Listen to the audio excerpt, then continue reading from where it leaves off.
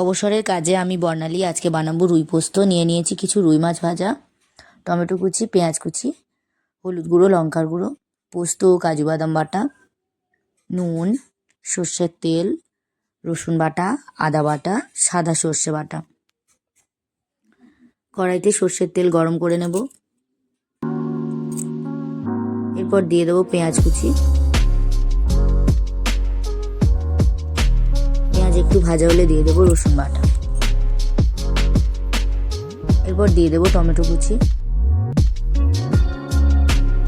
Tomato একটু নরম হলে দিয়ে দেবো আদা বাটা।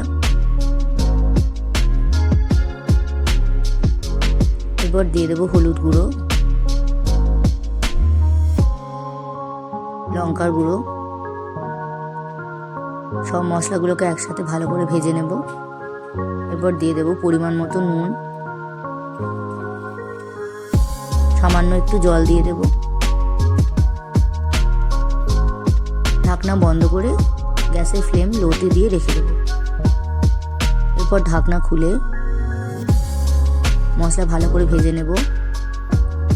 মশলার গা থেকে যখন তেল ছেড়ে যাবে দিয়ে দেবো পোস্ত ও কাজু বাদাম বাটা।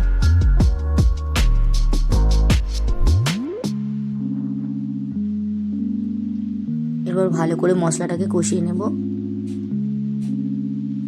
দিয়ে দেবো পরিমাণ মতো জল।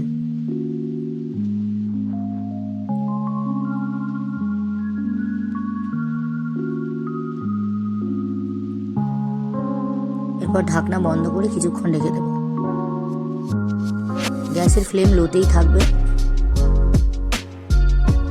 এরপর ঢাকনা খুলে ভেজে রাখা রুই মাছের পিসগুলো দিয়ে দেবো।